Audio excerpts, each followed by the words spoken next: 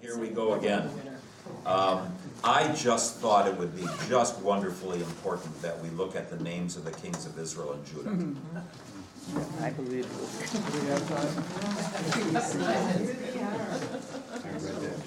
it. So this is a little bit of practice. Repeat after me. Okay. Rehoboam, Abijah, Asa, Jehoshaphat, Jehoram, Ahaziah, Athaliah, Joash, Amaziah, Uzziah, or Azariah, Jotham, Ahaz, Hezekiah, Manasseh, Ammon, Josiah, Jehoahaz, Jehoiakim, Jehoiakim, Zedekiah.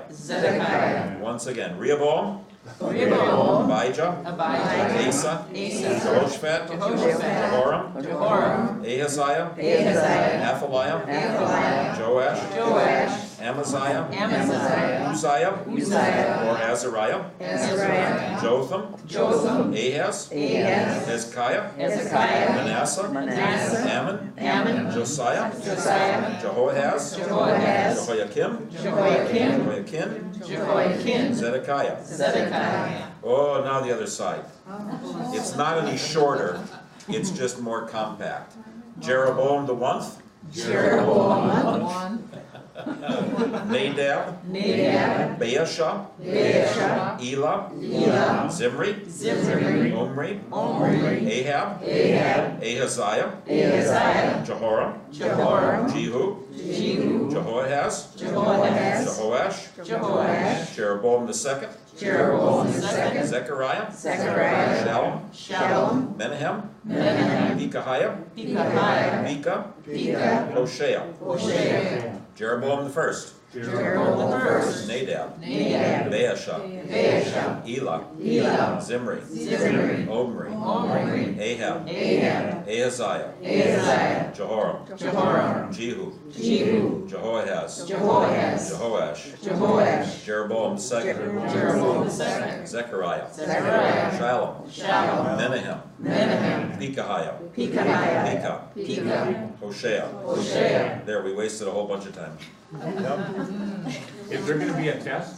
This is it. Pronunciation. Well, there were many students where that's the only thing they remember about Old Testament.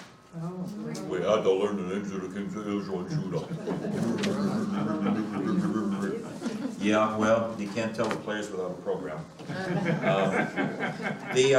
There are some very interesting things here. In one kingdom, it's Ahaziah and Jehoram, and the other kingdom is Jehoram and then Ahaziah. Sometimes Jehoram is Joram, and sometimes there is more than one name, like Uzziah or Azariah, and all sorts of other neat things. The first thing to point out is the kingdom of Judah, except for Athaliah, who comes down 842 to 837. Except for Athaliah, every other one of those is a descendant of the parent. In other words, those are David's descendants, one after another, after another, after another, after another, all the way down to Zedekiah. All right? In the northern kingdom, we are going to have several breaks. If you want to, just right now, you can draw a line under 901, 900. Just between 901 and 900, just draw a line, if you want to. Then under 877 to 876, draw a line. Because Jeroboam and Nadab are the first dynasty, Nadab and Baasha and Elah are the second dynasty. Zimri lasts only a week, so he's all by himself, so you can draw a line under that. Omri, Ahab, Ahaziah, and Jehoram, you can draw a line under Jehoram, 849 to 842.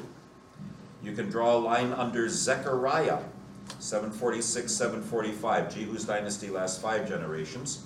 Shallum, you can draw a line under him. He made it a whole month. Menahem and Pekahiah, you can draw a line under. Under Pekahiah, 738, 737. And then you can draw a line under Pekah.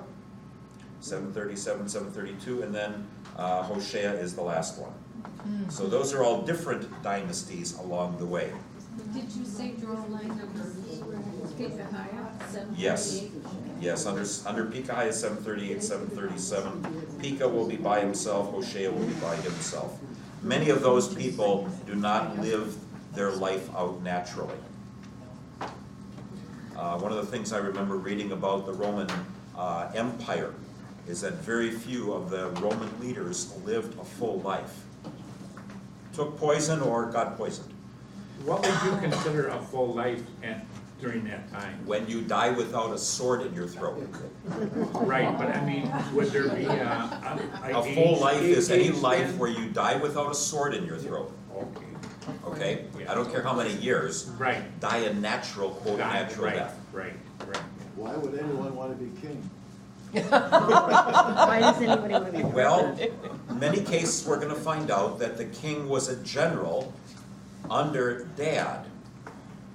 And when Dad died, the son looked like a wimp, and they had the army in their backing, and so they took over. Their son was protected, was a wimp. Zimri was actually one of the generals, but the other generals didn't like him a whole lot.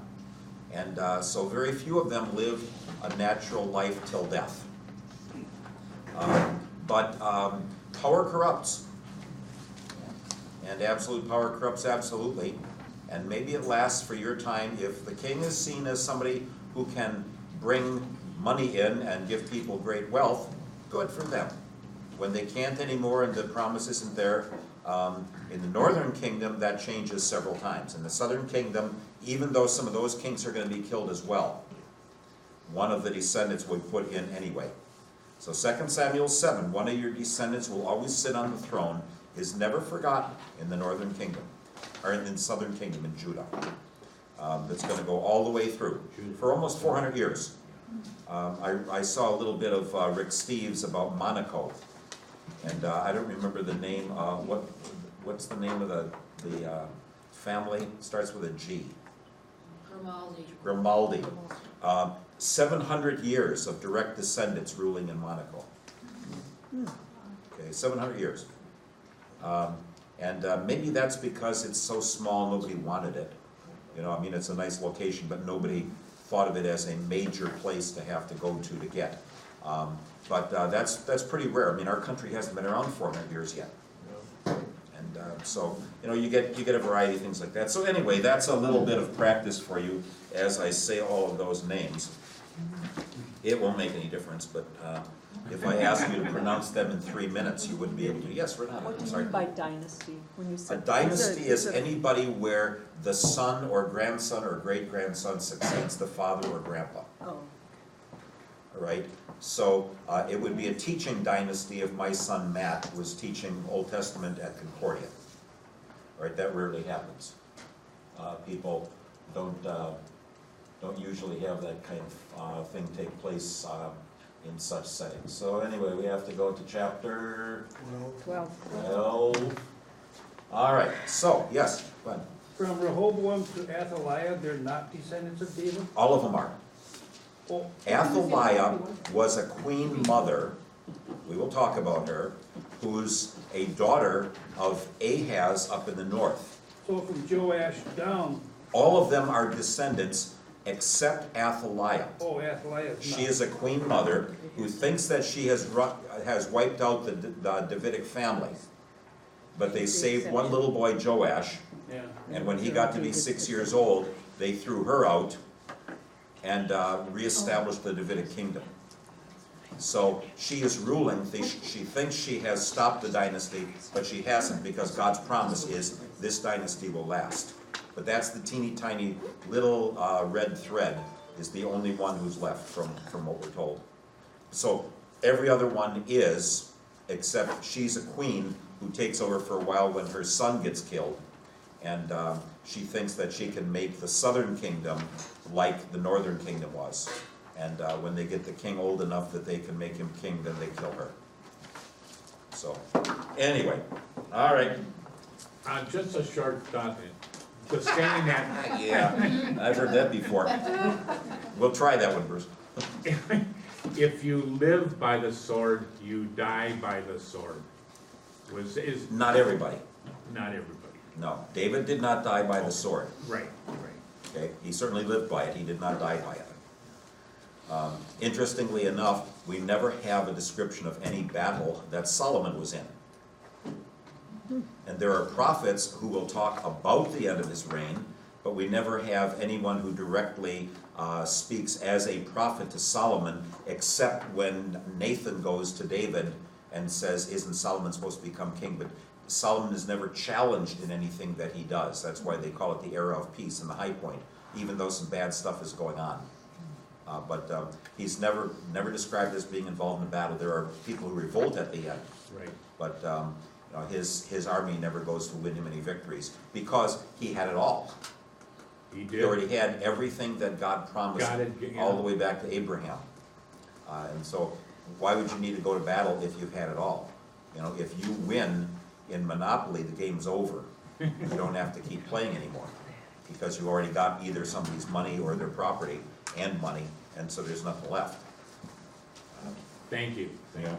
Yeah, That wasn't bad. it wasn't.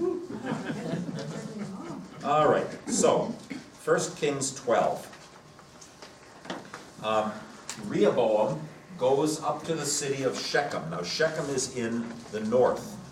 Do you remember anything about Shechem that we have studied already? Oh, dear.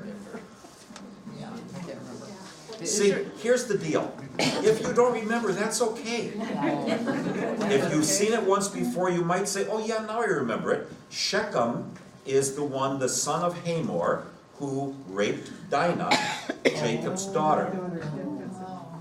Now that's, I don't know, 2 or 3 weeks ago we talked about that?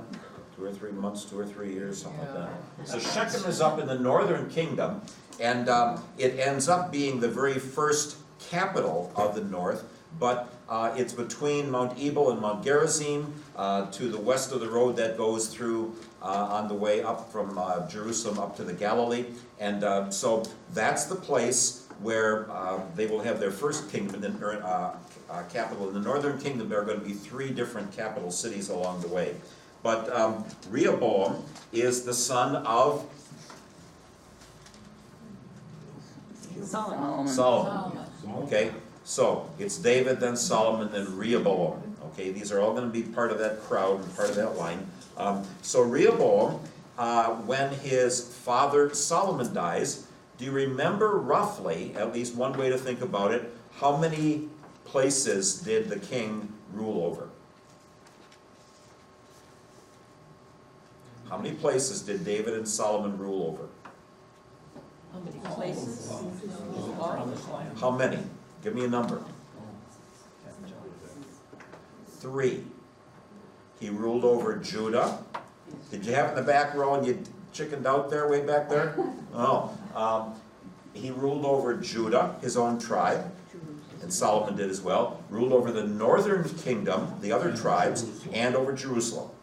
Okay? So, when Rehoboam takes over from Solomon, he has to reestablish his rule. He has to say, I'm the king now, and this is the way it's going to be. And so he goes up to the north.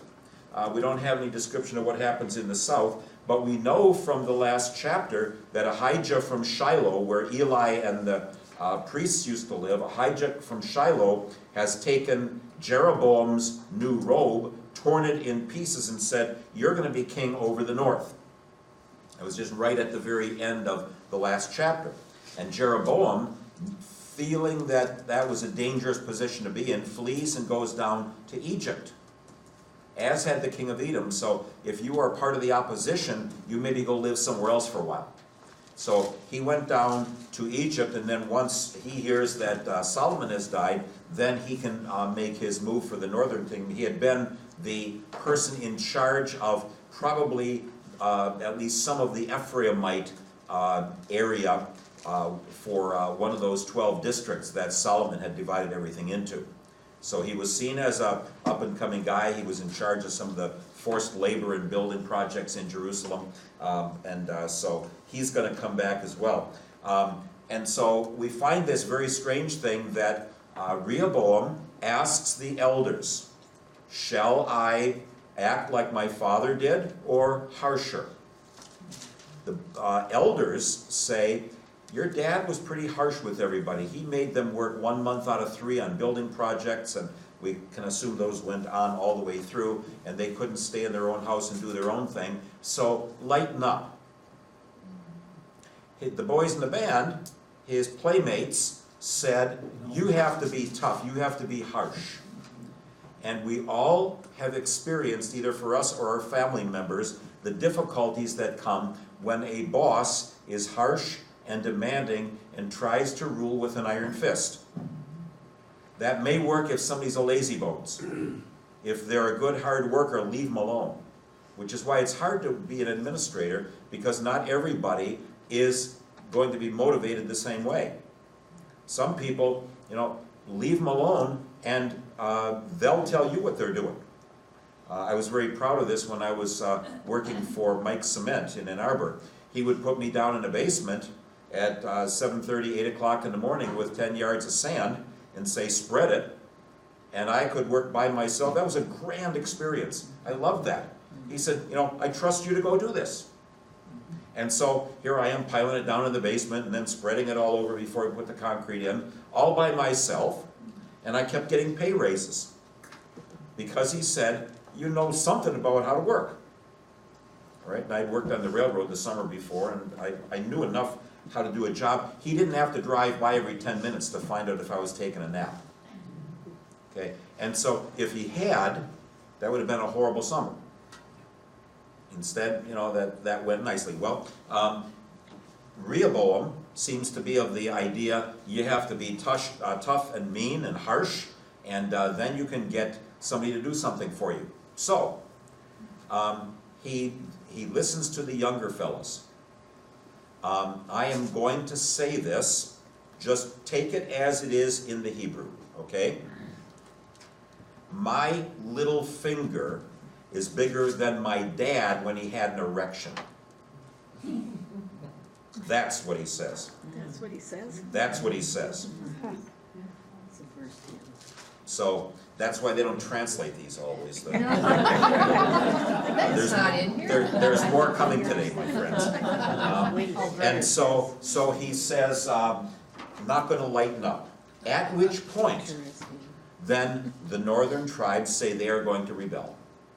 They are going to revolt against that kind of action. And so Jeroboam becomes the one who has been identified by some as a good leader.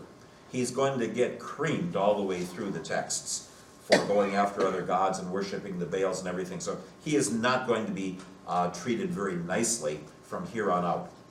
And we're going to find over and over again that everybody will be compared to him. They followed in the same things that Jeroboam did when he turned to idols and all the rest of that. But anyway, it starts out seemingly okay. He is promised by Ahijah, a prophet, who we don't know from any other experience, promised by Ahijah, if you stay faithful to the Lord and you work, then your dynasty can go on as well. So he has a dynasty promise like David did. He will not act that way, but he had that promise. And several of these kings in the north were anointed by prophets. God said, well, let's try you. Let's try you. So it could have gone well. It does not go well. And so Adoram, there are a couple different ways his name is spelled, sometimes Hadoram. He is the chief taskmaster. He goes up there to enforce what Rehoboam said, and they kill him. Well, that's enough of him. We don't need to see him around here anymore. We are rebelling, which is, of course, the action of rebelling. It's the crossing the Rubicon. Okay. After that, you're in trouble. And so they kill him, and the king who had been up there as well flees for his life. Now, if you are looking at a civil war, you may say, I want to try and get everything back. I mean, they lost. The whole two-thirds, the northern two-thirds of the country is all gone. And so there's just the southern third, and the Philistines are going to revolt, and the Edomites over across the Jordan, and these others are going to revolt, and up here in Syria they're going to revolt. So the kingdom gets pretty small pretty quickly for Rehoboam. He doesn't necessarily say, I'm ready to go and I'm just ready to live and let live, just as Abraham Lincoln did. He said, we're gonna restore this country. Well, depends on whether you like or dislike what he did and how he did it and how you feel about that whole Civil War. There are people whose relatives way back when were in it, and they will still say it would have been better if we'd have been off by ourselves. And every once in a while we hear that about California, that it says, let's become our own country. And Texas talks about going to become its own country, and the split up in Canada.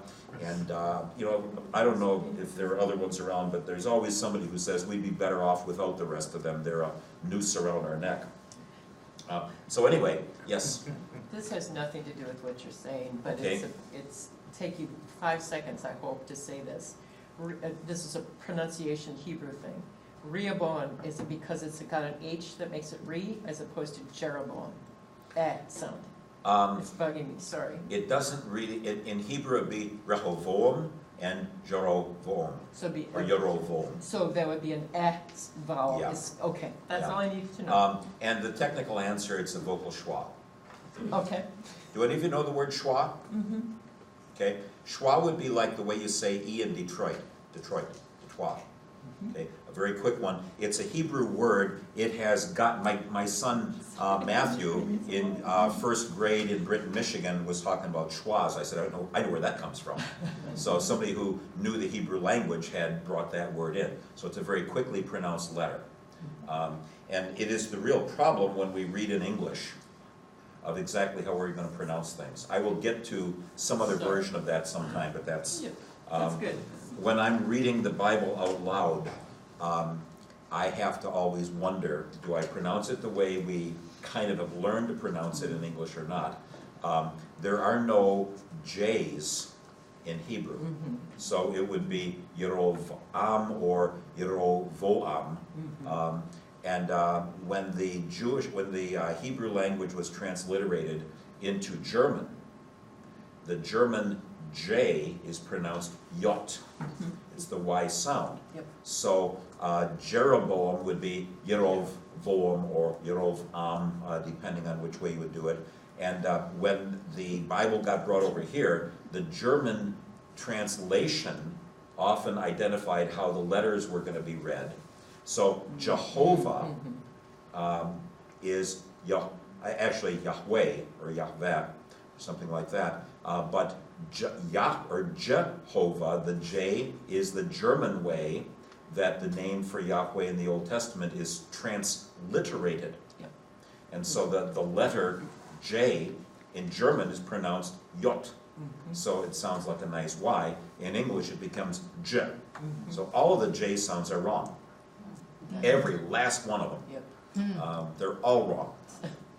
I didn't mean to take that much time. Yeah, well, but thank you. I'll tell you, when you look at these, in Yehoram, so each J-E would be a very quick sound. And sometimes you learn how to pronounce them in English and read them that way, and then that's the way they go. So anyway, that was free. Thank you. So now you're going to have Rehoboam in Judah versus Jeroboam up in Israel. And you will notice on the sheets that I have given you that I asked Maria to actually spell it out. The notes that you're getting here, like on the second and third page, are simply the notes I made as I was lecturing on this. Okay, and so this is just what I would see every time I went through it. And so the notes on the front, I had some notes, but when I did this originally, I ran out of time to read the whole commentaries through and make notes when I got to 1st and 2nd Kings. So those notes were shorter. I simply added some other notes in there as well. And I would either have an N or an S there for the north or the south. And so one of the strange things is we are going to be playing ping pong, bouncing back and forth from Northern Kingdom to Southern Kingdom. And there'll be some about this, and then we go to the Northern Kingdom. One of the rules that people have usually observed is in the books of Kings. The one theory, it's not the only theory, it's the one I think is probably more likely, the one that helps me to understand how the texts are formed. The Northern Kingdom is almost always described, and then, oh, here's what's going on in the south. When we get to Chronicles, It's going to be, here's what was going on in Jerusalem, and oh, by the way, here's what was going on in the north at the same time. Chronicles will be written down during the exile in its final form. And it will accentuate some things, a little bit more about worship, giving more credit to David as the one who got everything going for the temple, and Solomon just carried it out. And so we'll have to wait till we get there to look at how that comes together. And I'll give you some notes about some of the things that are different in Chronicles versus Kings. I chose not to have those included here at this point, but there'll be some things that are going to be different along the way. But the idea is that there were probably people, the Levites, and we're going to see it in just a little bit, who were disenfranchised. Remember, the Levites are to teach the will of God. They are both the policemen and the teachers, which kind of fits, you know. Most teachers are policemen, and just in a little small setting, their classrooms. And so there were some people who were disenfranchised as Jeroboam got different people in to be leaders in worship. And some suggest that they're the ones who watched everything that unfolded, and they took notes along the way over a long time to say, here's what God set in motion, and here's how it turned out. Many of the descriptions, it's not exact, but many of the descriptions, many of the very phrases that are used look very much like Deuteronomy. And so we talk about Deuteronomy and then the Deuteronomic history, which says, here's the grid, here's what God called the people to do, here's how it turned out as they turned away from God. So many of the phrases, you forget God, do not forget God, remember Him and worship Him, and the place where He will cause His name to dwell. That all the way through Joshua and Judges and Samuel and Kings, it's really one long narrative of observations. Here's how they turned away, here's why everything fell apart. And so 2 Kings 17, which is going to be the demise of the northern kingdom, the theory is that some of those people then, the loyal opposition as it were, moved south and then watched the same thing happen in Jerusalem and Judah. So that there's a kind of a set of evaluations about they did the same thing as the Jeroboam who went and worshipped other gods and all that kind of stuff. Inserted into that are the stories of Elijah and Elisha, and then a few other little things. So at least for today, we're going to see some Elijah. Next week, we're going to see some Elijah and some Elisha, which we almost say, oh, finally, something where it's a Bible story, instead of all that other stuff that's just a bunch of names and how long they lived and what they did and all that. But that framework of that and how they turned away, that's the theory. Now, there are other people who have different theories. Some believe that there were wise people, wisdom teachers in Jerusalem at the time of Hezekiah, which we're going to get to, not today, but we'll get to in a couple of days, a couple of weeks, and that they are the ones who gathered together all of the information and passed it on. I think that this business about the Levites makes more sense. As people who would have been following from right away and would have said, oh my, we're in trouble. So when somebody puts a bumper sticker on their car that says no more Vietnams, it says we saw what happened when we got into Vietnam, let's not do that again. And then sometimes the political leaders go and do that again. And so then all you have to do is reprint the bumper sticker, no more Iraqs, or no more Irans, or no more Koreas, or through time, you get caught in this again and again.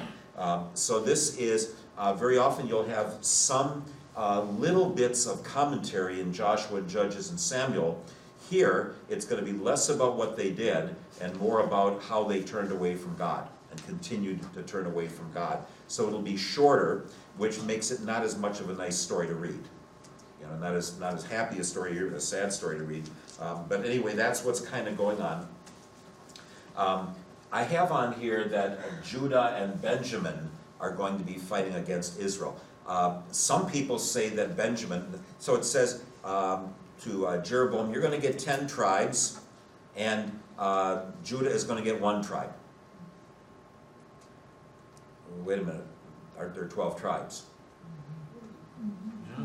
All right, so some people will say Levi is the 12th tribe and it wouldn't be counted.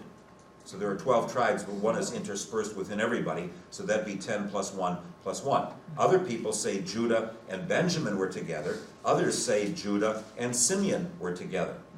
There is no answer that explains it, so if you have a coin, keep flipping it until you like it. Yes? Was it Manasseh split in half? Manasseh is on both sides of the Jordan, but that doesn't mean it's 2 tribes. Okay? Though there are some people who say, well, the Machirites, M-A-C-H-I-R-I-T-E-S, were probably most of what the Manassites were over on the other side of the Jordan, but that's a different fight and a different squabble. Every last thing that I say is a whole book that somebody has written and studied and tried to undo and unpackage these things, and it can be very dizzying from time to time. So anyway, Judah and Benjamin, apparently with them, say, well, we're going to go fight and try and get the northern tribes back. So Sherman's ready to get going to do his march, okay, to see what he can do, right? Well, we'll see how it works out. There is a prophet named Shemaiah, and many more prophets' names actually in Chronicles when we get there. There are some here, but it gets even worse. So Shemaiah says, God has decided the northern kingdom is not going to come back to you, and it never does. Though way, way down the line, at the time of Jeremiah, it is suggested that the original speech of Jeremiah when he talks about the new covenant is actually addressed to the tribes of Israel in exile, that they are called to come back or get ready to come back. And there's a place where it says Israel and Judah, and then it just says the house of Israel in Jeremiah 31 verse 33. That, okay, they're the ones initially addressed that the United Kingdom will come back. Ezekiel talks about that way. He talks about Israel when it's only Judah that's left. And so you'll find a variety of things over time about what they hope for. Never quite happens in the way that they were looking for it. But at this point, Shemaiah says, don't go fight them. Well, he does anyway. Why would you listen to a prophet? Now, I'll maybe say this again when we get to Jehu, but do any of you know the Hebrew word meshugah? Huh? Meshugah. Loony oddball. That's their word for prophets. Okay? You realize that in cultures, some cultures, they look at people who are kind of crazy or loony or act strange, and they think they are closer to God. Right. Right? And so, 2 things about them. Recognize they may be speaking for God and stay as far away from them as you can. Right? So, they will listen to them, but they will not always follow them, even if they think they might be speaking for God. But people who will have epileptic seizures and things like that, they would be seen as holy people. People who are closer, but the word is used more than once in the Old Testament, particularly one case though with Jehu about Meshugah. He's just a Meshugah. What do you have to say? Oh, he's just a nutty oddball. And what did he say? And then Jehu's going to say, well, he told me I'm the king and he anointed me. They all bow down to him. So you're going to see that coming at various places. So Jeroboam, and I can't show you this on the map exactly where it is, but there is a city where it's very, very close at the very end of chapter 12. I just have to double check on which this city is. And it may be in 13. Is it Shechem? No, I want to say Ramah. He built Shechem and then he built... It may be Ramah and maybe another king who actually builds all the stuff up. But anyway, they built a version of the Berlin Wall just north of Jerusalem, where they were building it. Because they said the northerners may want to go still to Jerusalem. They were involved in building there. And so they build 2 new worship places. The cities are Dan, Dan and, nope, Bethel. Bethel. Jerusalem is where Solomon's temple was built. Why would you build in Dan? Well, that's the far northern part of the kingdom. Avraham Biran did a salvage archaeological dig up there in 1968, I think. They were going to do some stuff, and so they said, let's do a little salvage operation. And it's been going on ever since. It's one of the most extensive digs ever. And I heard him talk about the site up there in, I guess it's 1984. And he says, we know that the golden calf is right at this place right here, under this big tree. And we wouldn't want to take the tree down, because you don't want to chop down big trees. But we know that that golden calf is right underneath that tree, but we're not going to chop the tree down. And then a little wink in his eye, and he was a fun fellow. I liked Avraham Biran very much. But Dan in the very northern part of the kingdom, and at Bethel. Why would you build at Bethel? Prove you remember something now. Jacob's. Jacob saw the angels of God ascending and descending in Bethel. And so the northern kingdom says this is where God was worshipped. Jerusalem shouldn't be used. It's a pagan city that was taken over late. We're going to start the more original thing. Because of the changing in the dates and being a little bit farther to the north, they, instead of the 7th month, they have their celebrations in the 8th month, when they get done with their harvest of everything. But he puts up a couple of golden calves. And we might say, well, those are idols. Well, in the ancient world, the bull was seen as a mighty animal. I don't remember exactly where this is. I think it was where my mom had, where a girlfriend of hers lived, a lady she got to know. They took the bus together. Do you remember Mrs. Jaworski, Dale? They had a farm. And I can remember going onto that farm one day, and that bull looked like about 40 feet high. From my perspective, I was maybe 7 or 8 years old, and that bull was just huge. And so they thought of that as the hugest animal that they could get to control. And so the calf, we're all going to remember the golden calf episode down at Mount Sinai, but the calf representative of the bull representative of strength. And so bull, and the word for bull is used quite often up in Syria, in the Ugaritic tablets from the 15th to 12th century, as one way to describe the might of God. Apis, the bull, is one of the major powerful gods down in Egypt, which is why they probably built a golden calf. When you see this calf, Apis, then would you help us get back home?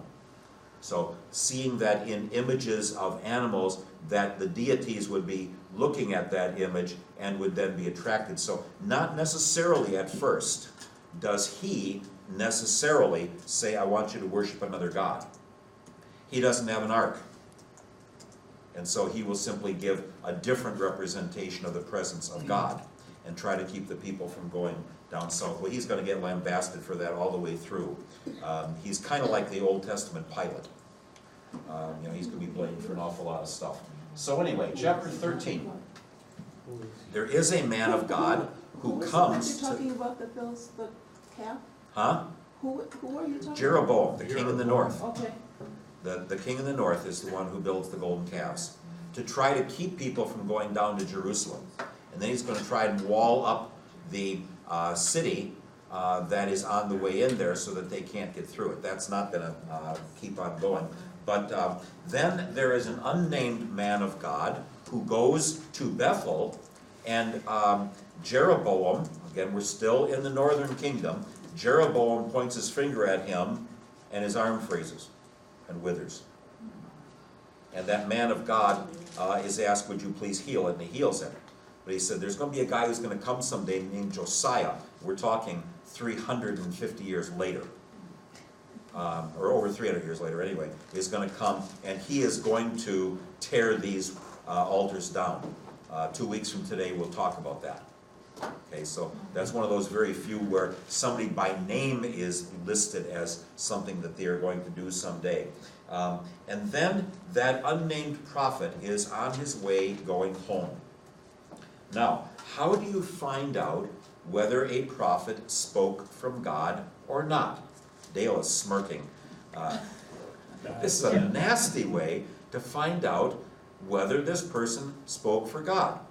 God had said to this unnamed prophet, you go home back to Judah, and don't you stop at anybody's house or talk with them at all. You go back home. So this old man in Bethel hears about this.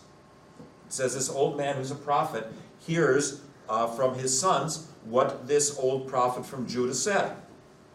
So he says to the boys, tell him I want to talk to him. And the boys bring him over, and he says, I would like you, please, to stop and have dinner with me. He says, well, I have a word from God that I am not to stop at anybody's house or have dinner along the way. He says, well, I got a word from God too. And my word from God says it's okay for you to have dinner with me. So he comes in, has dinner with him, goes on his way home. No, he doesn't drop dead. Huh? The lion. The lion kills him. A lion kills him and then doesn't gobble him up. It just stands on the road along with the mule or the donkey, whatever it was, and they kind of look at this dead guy. Yep. And so the sons hear about that. And Dad says, bury him in my tomb and bury me next to him. And then he says, I guess he was telling the truth. That's how you find out if the prophet's telling the truth. You get him killed and say, I guess he was from God. So that's how he finds out whether the guy was telling the truth or not. Nice guy. Tough way to go. Huh? That's a tough way to go. Yeah, I know. I'm from Detroit. The Lions have not done that well ever since. Keep hope alive. Yeah. Yeah. 1957 was the last time they won, some years before the Super Bowl? Super Bowl ever began. Yes, Bobby Lane and some of the other boys in the band. So anyway, it says then that Jeroboam builds high places for sin. I'm going to get to this a little bit more in just a few minutes, but just in general, if you want to attract your God, and you believe in any sort of God, and so they had gods like Hadad, which is the god up in Syria. The storm god is the name of the storm god. You will have different gods with the name Hadad as part of the name. And so it would be like, we may have Christian and Christine and Christina and Kirsten, and we might have a whole bunch of different names that all somehow weave the name of Christ in. If you have that and another word like Christopher. Christopher means one who bears Christ, who carries Christ. My father-in-law's name was Theodore, Theos Doros, gift of God. Our aunt was Dorothy, gift of God. Okay, so Dorothy and Theodore are the same name, but the divine element is just in a different place. All right, I have never seen anybody use the word Jesus with another name, but with Christopher and some of those will be where you put a word with it, and that's very, very common. These words in Hebrew are not hard if you know what the words mean. Anytime you see a J-E, that's Yahweh. Okay, or J-E-H-O, that's Yahweh, or J-O for Joash. The J-E or the J-O is a shortened form of Yahweh. Right? Elijah. El is the word for God. So Eli, my God, you know that from Jesus, my God, Eli, Eli, lama sabachthani, and J-A-H is Yahweh. Eliyahu would be the name in Hebrew. Yahweh is my God. So a lot of very fine names, and so any word I-A-H on the end is Yahweh. So J-O or J-E-H-O on the beginning, or I-A-H on the end, because they didn't throw the J's in at that point. Those are all the word Yahweh, so the personal name for God. So you look down the list, and Abijah, my father is Yahweh. Jehoshaphat, Yahweh is judge. Jehoram, Yahweh is great. Ahaziah, strength of Yahweh. Athaliah, I don't remember what Atal means. Joash, Yahweh does it. Amaziah, Yahweh is, I think a word for strength there. Uzziah, strength is Yahweh. Jotham, Yahweh has given. Ahaz is a short form for Jehoahaz. Yahweh is strong. Hezekiah, the IAH on the end. Chazak, strength of Yahweh. Josiah, Yahweh does things. Jehoahaz down there again. Jehoiakim, Zedekiah. The word Yahweh is in almost all of those. Okay, not every one of them. And so the IAH or the JO or the JEHO, and sometimes you'll have it spelled a northern way or a southern way. Okay, so up in the north, I believe it was JEHO. In the south, it was JO or JE. And so, but you know, it's like flying feather or running cloud or something like that. We look at these and just see strange names. They were just very common words that are added together. So I'm sure that will solve all of it for you. Now, aren't you happy? But anyway, when the people tried to attract these gods, they would talk about these gods as coming down from the heavens to look around at their property. And so they would come to a hill, because then you can survey your property from around there. If you want to talk to the gods, go up on a hill and build an altar there. And so apparently during this time, there were lots of high places, hills. In Hebrew, or in Greek, they call those a bama. And bamot or vema is a high place within a city where people would gather together. And so that's a very common kind of thing. And so it says not only did he build golden calves to be worshipped or to draw the people to worship Yahweh at Dan and Bethel, but there were many other places where they would offer sacrifices as well. In the Elijah story, remember that he repairs the altar to Yahweh over by Megiddo, which is a high mountain and a mountain pass.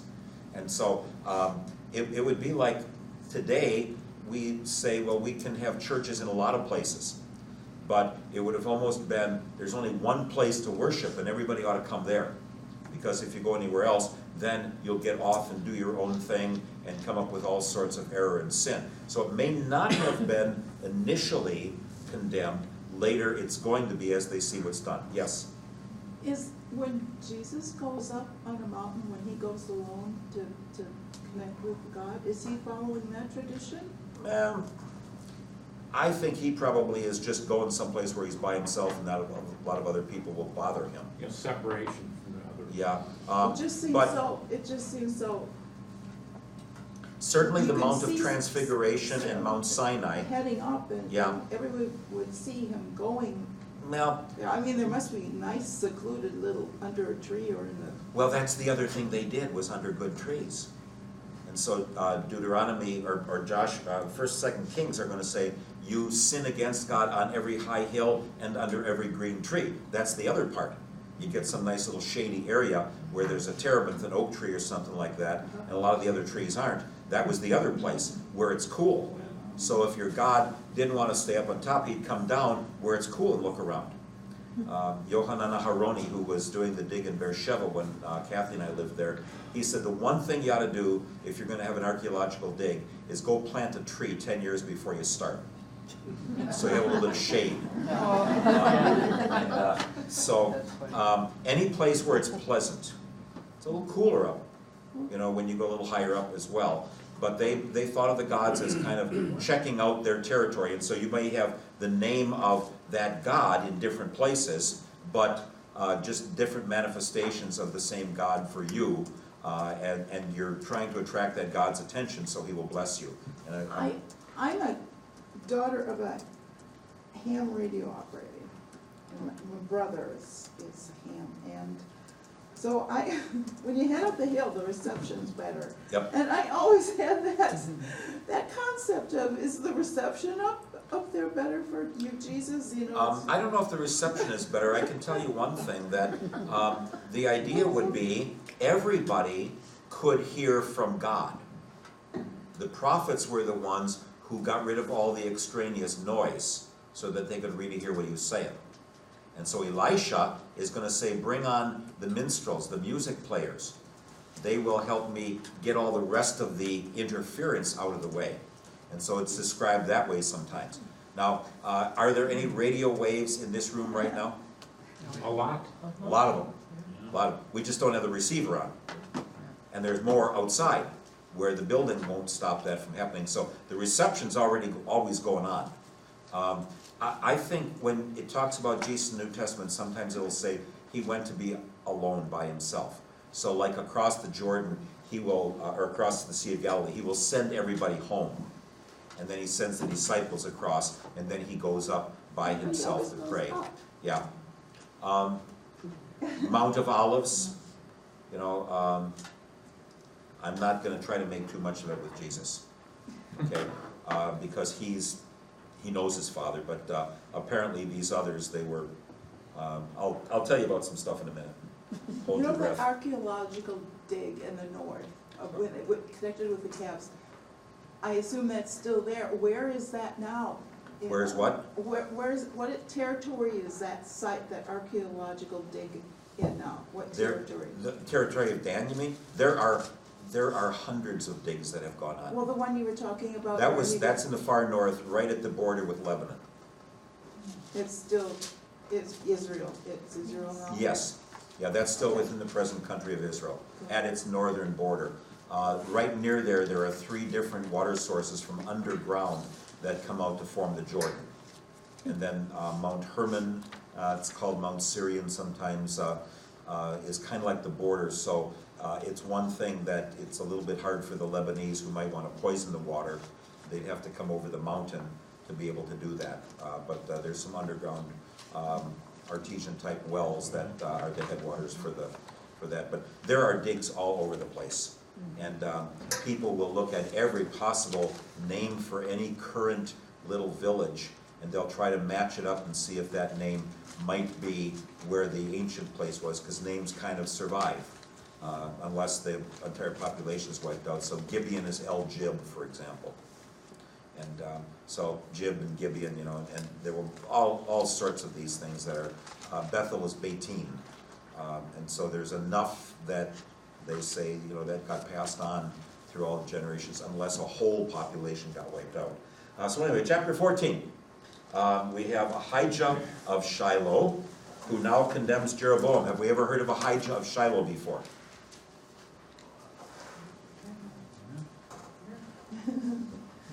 Yes, he's the guy in chapter 11 who tore up Jeroboam's robe and gave him 10 pieces. Right.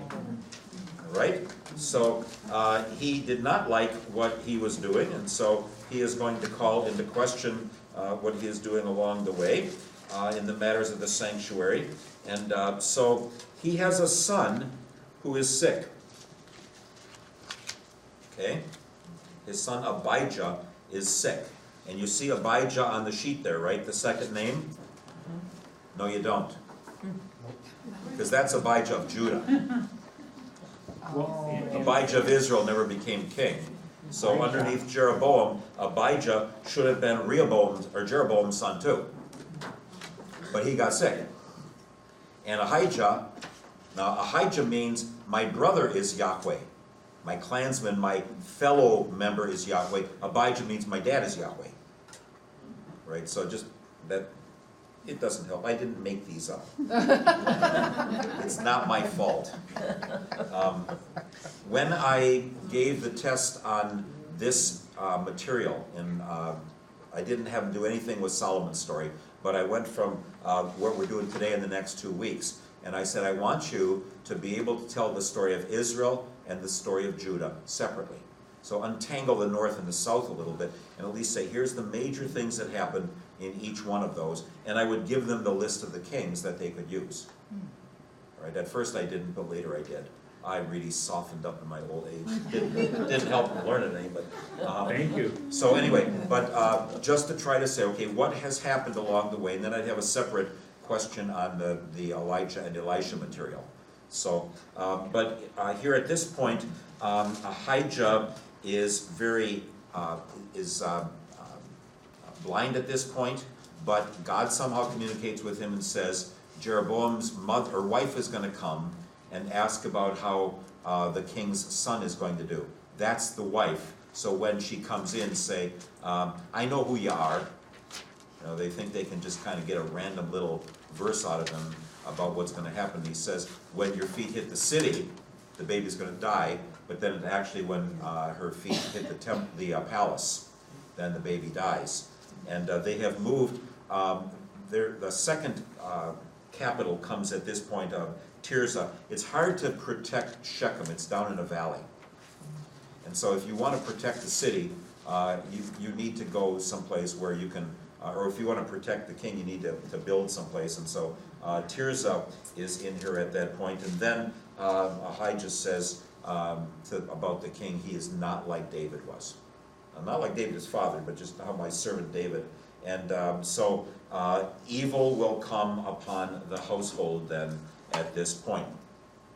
So what does this mean? It means God is with you until you leave him. And when you leave him, then you are no longer under his protection and care. Ahijah said, God will bless you like he blessed David. He goes and gets worship going and interprets that as worship of other gods and not worshiping Yahweh. And so then it says that he is going to be removed. It won't be him, it'll be his son. But these early ones, Jeroboam will rule for about 25 years, his son for a very short time. Then Nadab will rule for a long time, his son for a very short time. So it kind of goes at first just with a general or a leader becomes king, and it doesn't take long after his death, and somebody says, we don't like the son. He doesn't have the strength that the father did to be able to rule for us. And so now, at this point, we look in the southern kingdom. All right, just all of a sudden, 1421. Now we go back to say, and by the way, what was going on with Rehoboam at that time? Okay, we had Jeroboam now in the north, and his son Nadab will rule for a very short time. We'll get back to that. But in the south now, 14 verse 21, it says Rehoboam rules for 22 years. And it says that he did evil as well, and he also allowed the high places, which can refer to any other worship site. It doesn't just have to be a high place. There's in both Arad and in Beersheba, which are not high places. They're little hillocks, but not really super. I mean, it's not like a big mountain or anything.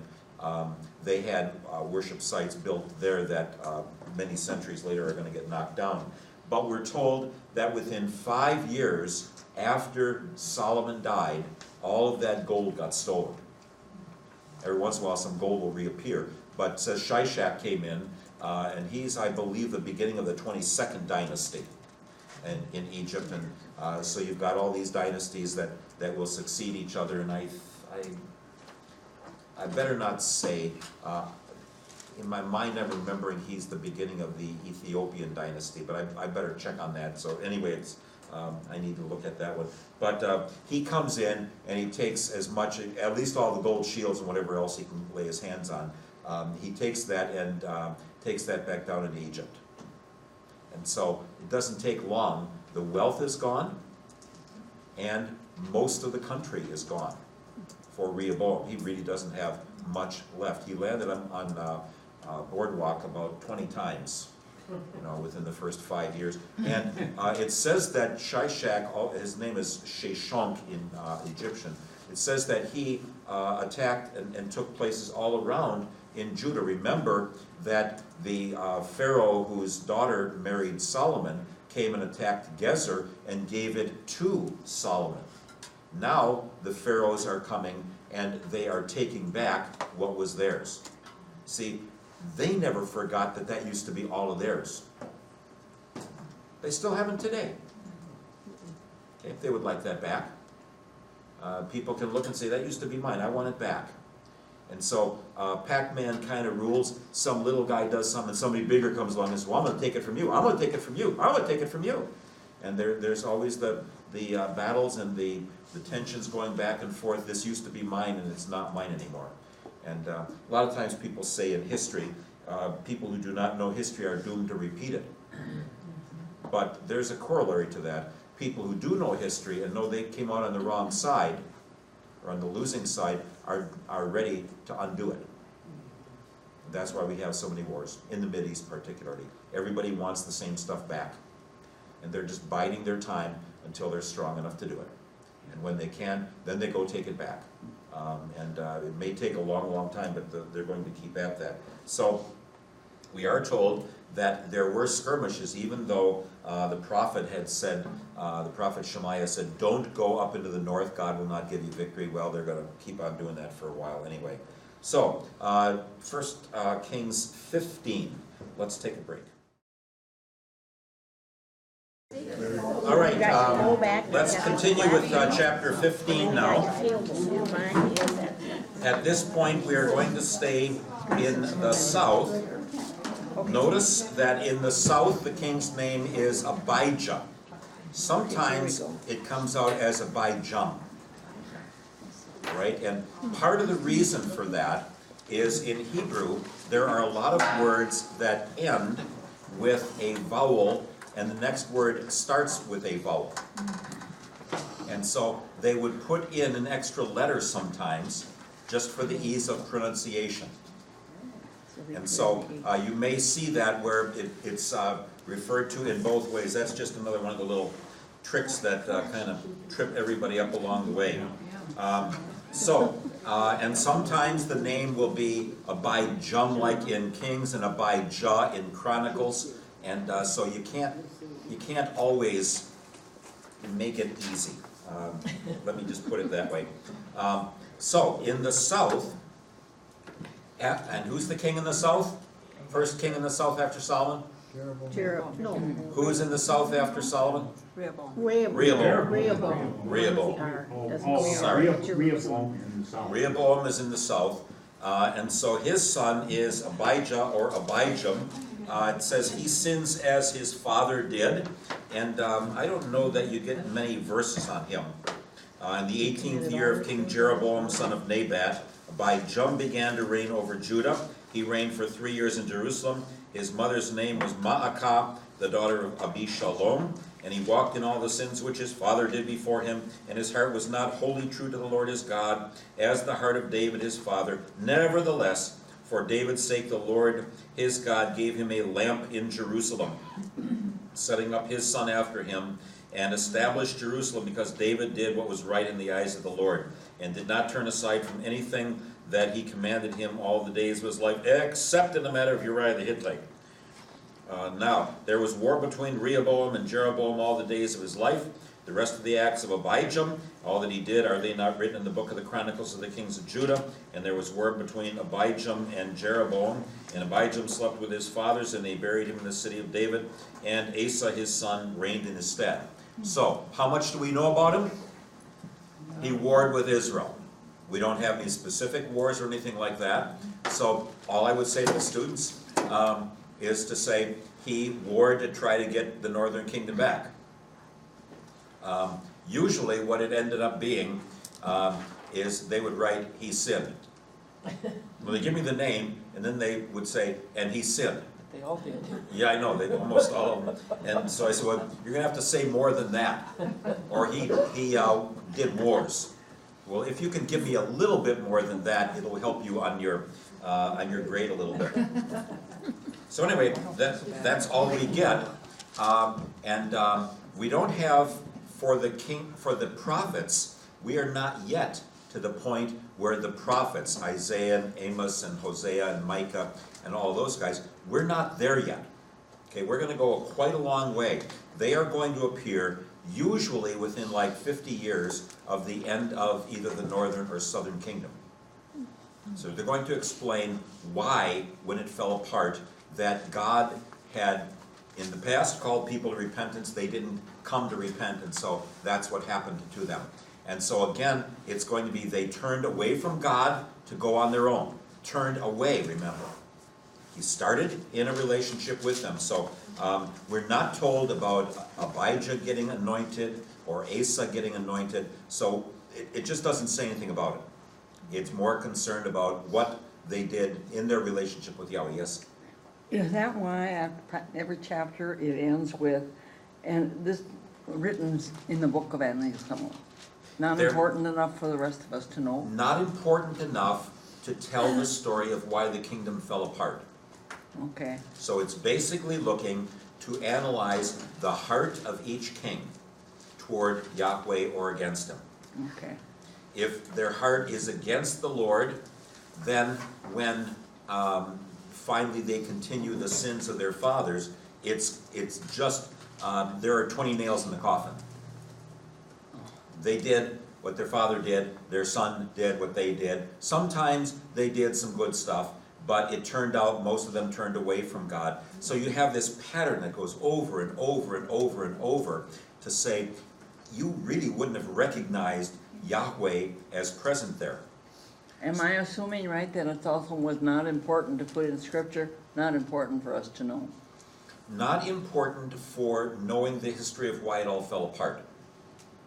So Okay. you will find some things in Chronicles that aren't in Kings, and some things in Kings that aren't in Chronicles. All right, so there's more stuff out there, but primarily the red thread that runs through the story is how did they represent God to the people and the people to God. So it's almost like, you know, they're the high priestly figure as well, when they really aren't. How are they carrying that out? Did they recognize they were under the authority of God and act that way? Sometimes they do, sometimes they don't. But the rest of it just says, there's a lot of other stuff that happened. You can't write it all down. And this is not important enough for our story. In other words, there's a reason this is being written. This is not history. Okay, This is not the Daily Chronicles. This is not the newspaper, okay. right? This is not just what happened, but what was going on in the relationship with God. To let us know as well, when we are talking about our life, it's really important to know what is our relationship with our God.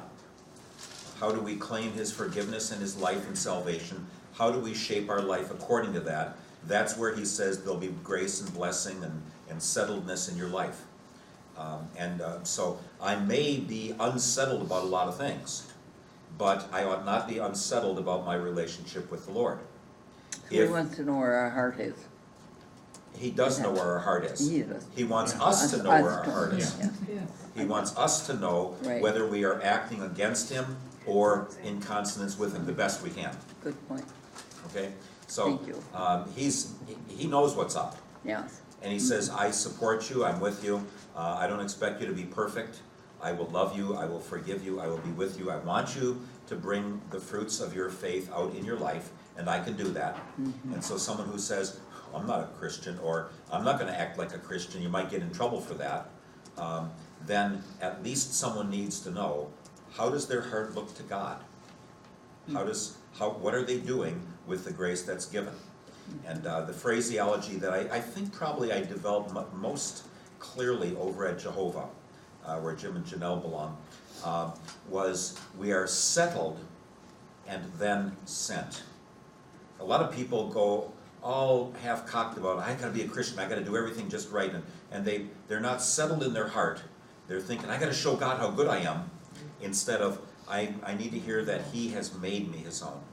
And then I can bring that to somebody else. Otherwise, you know, I'm worried I'm gonna go to hell, and I gotta make sure everybody else knows that we're not supposed to go to hell, and Jesus doesn't want us doing all this bad stuff, and oh, we better just try harder and read our Bible more and dig out from God what we can do so we can be better people, and I don't know if I'm there yet, but I'm gonna try and make everybody else do the same thing, and we all go nuts. He says, settle down, praise and worship me, hear what I have done, let your heart be settled, be not afraid, I'm with you, and once I'm there, in any way, shape, or form, that's what I can pour down on somebody else. Okay. Not this stuff of, oh, we have to try harder to be better, and then God will bless us. Okay, that's simply, it's not biblical in any of this. It's all, how did they turn away from the gift they had? So this really isn't an evangelism book either. It's not teaching evangelism. It's much more talking about what do you do with people who are delinquents, who were there, and now they've quit coming. And in some cases, sadly, you have to acknowledge they've turned away from God, and that may be the end of it. That's terribly hard for me. for anybody, that somebody might be lost. But that's, it says here, God only takes a certain amount of time. I'm gonna be as loving and caring and try to reach out as much as I can, and pray that somebody will, come back to that peace. But there are ways in which God becomes the enemy. Most of the Bible is written to say it's what you did against him, not what he did to you. So when somebody says, well, I can't believe in a God who sends people to hell. We're all born in hell. We're born in a broken relationship from God. He wants to yank everybody out of it. But my old sinful nature is going to blame him, the woman you gave me, the serpent you put there, and on and on.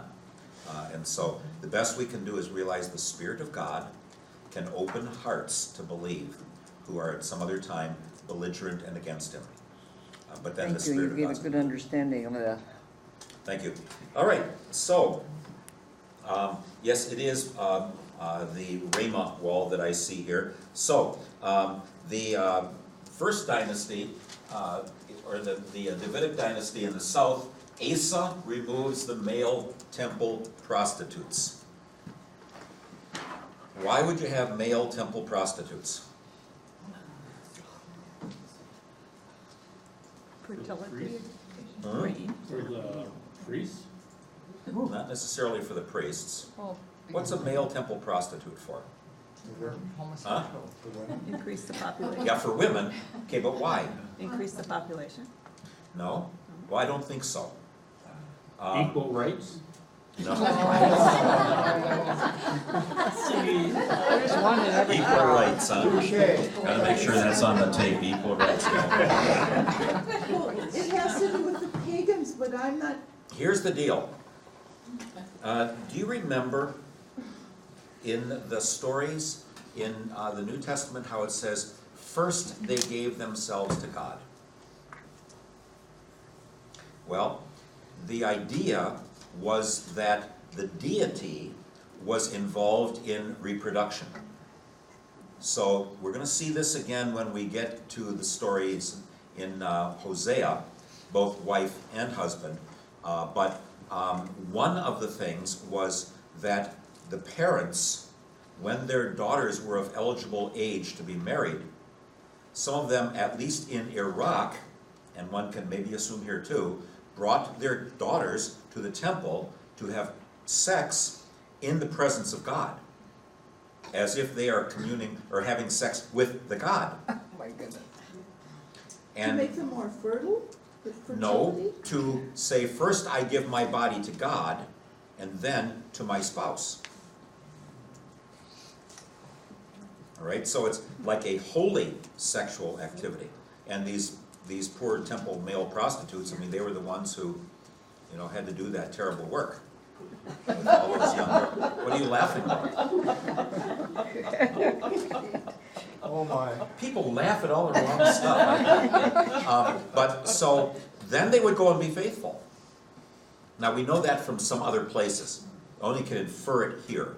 Herodotus talks about that in Iraq, that it took place in there, and one can assume that that was a little bit more of a common thing.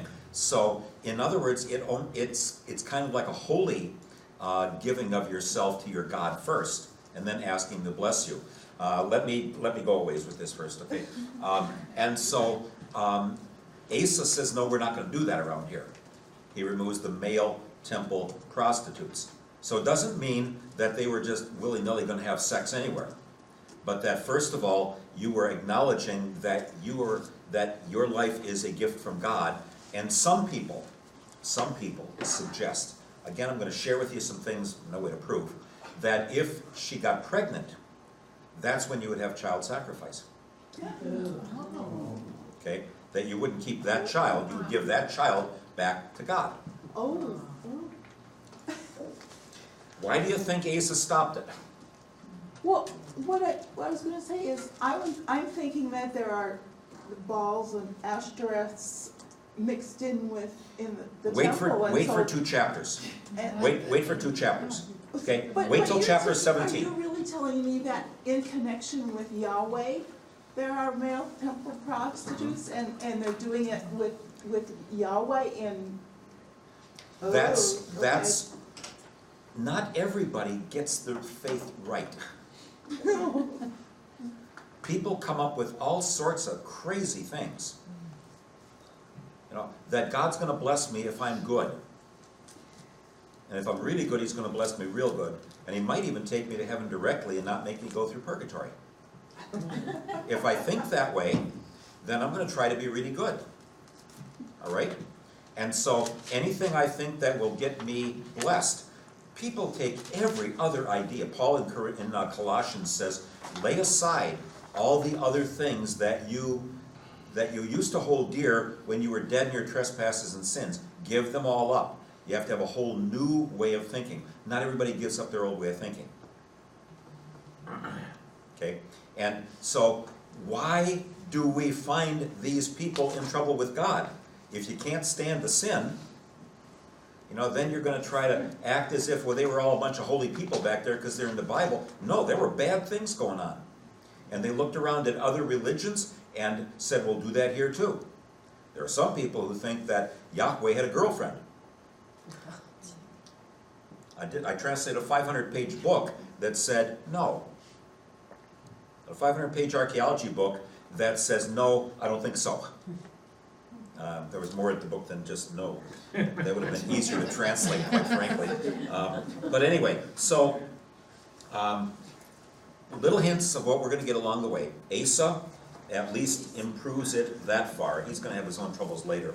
And then it says that they are still having war with the northern kingdom. It's one of the very few places where the northern king is mentioned before we are told that he became king.